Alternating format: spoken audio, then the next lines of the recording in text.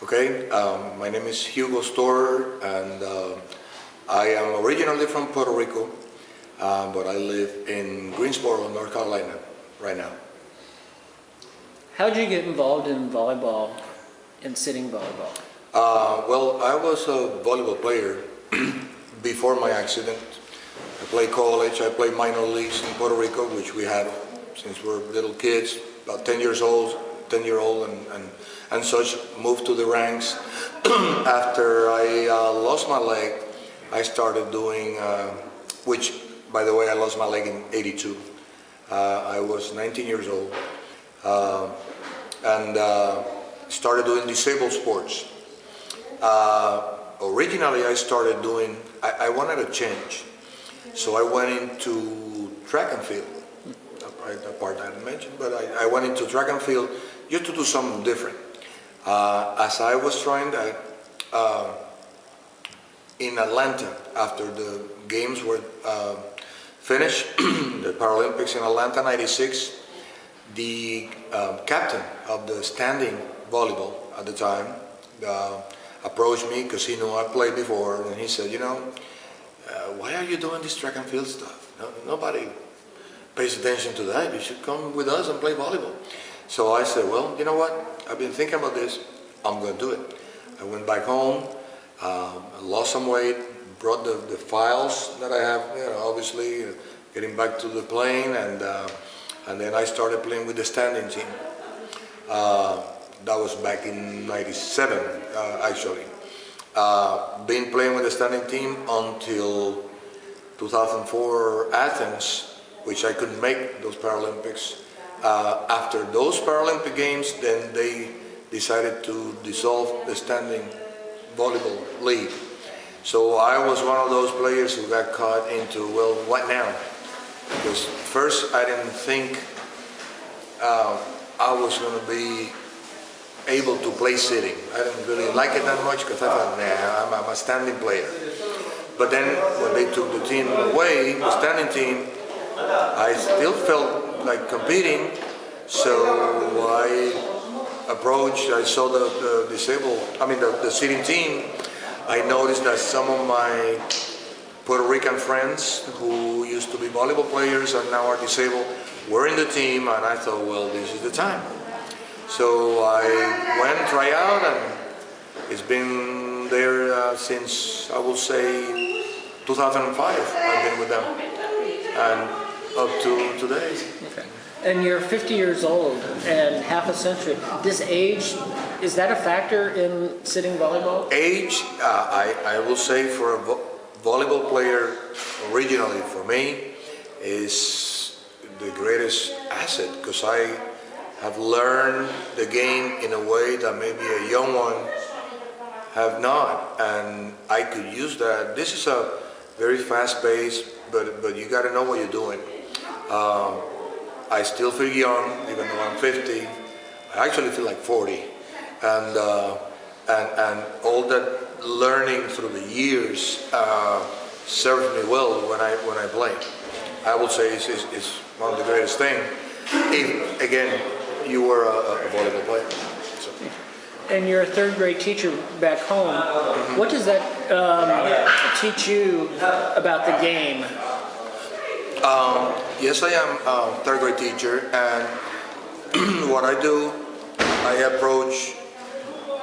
the way I approach the national team is the same way I approach the way I teach my kids.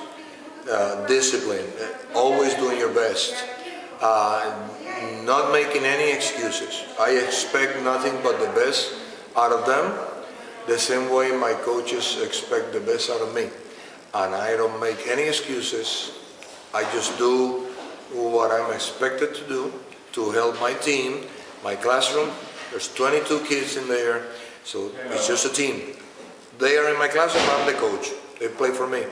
Here, I'm a player, I play for my coach. Whatever I'm told to do, I will. Whatever I have to work on, I will, to help the team win. In the classroom, I approach the same. We all work together. I tell them what to do. They work on it. They all do great. Move on to the 4th grade, and here I go again. so in the team. I come back, go to a tournament, play, always getting better. That's my key there. Always, no matter what, how old, or no matter how much you think you know, always get better. I hear that you've used your experience with the team to be a mentor to the younger players, and sometimes it's within your own position. Is that something that came natural to you? Yeah, I really think so. Like I said, I'm a teacher. I like to help. I was mentored when I was a rookie in college by guys that were older.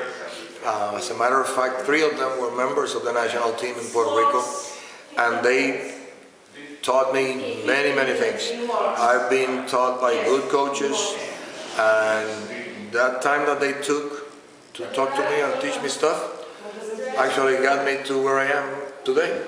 And the same way I would like to do to the younger ones. They need to really know that it's going to be hard, it's going to be a lot of work, but what you're going to get out of it, that you can measure. People you're going to meet, places you're going to visit, competition you're going to have. There's no way you can put a value to that. It's going to be great. So I try to teach them to appreciate that and let them know that if they put the effort, it's going to pay off big time. All right. And for your goals for 2016? Oh yeah, well, like I said, I've been competing for a long time. I've been lucky enough to been to 4 Paralympic Games. I would like to do a 5th one, which will be Rio. And so our goal is finish strong here in this World Championships. We're going to Pan Am Games next year in Toronto, where I'm pretty sure that we will be able to handle Canada, which is going to help us qualify for Rio. Not just for me, but some of my teammates that have never been to Paralympic Games. Specifically, one of my teammates who happens to be from Puerto Rico, Edgar LaForest, and it's important to me that we as a team can get to Rio so we can play together, because he went through a traumatic accident also, and here we are playing together when we used to play as young guys and all. So it means a lot to me that he's going to be able, hopefully, to enjoy and experience Paralympic Games. And that, together with the young ones, after all that, we've been working very hard to get to this point. We fall short in the previous cycles, losing gold medal matches to Brazil twice. So this time we are going to make it, and we're going to make the best out of it. And here in the United States, what do you see as something that can help popularize the sport and maybe get more athletes involved to help the team in future years? Yeah, I would say more exposure from the sitting volleyball, not only through live stream, but through TV, taking the team to different cities through the states, not only where we train in Oklahoma, in the middle of the whole nation, but going out to the West Coast, California, going to the East Coast, where people can see what we can do and not get confused that we are Special Olympics. Special Olympics is a whole different entity, and we just regular athletes, just like the normal non-disabled team, and we work as hard, and they need to see that we can really play. Visiting big tournaments in the States, which there's many. Let us play exhibition matches there. I will say that will help tremendously to popularize the city volleyball. Thank you. No problem. Thank you.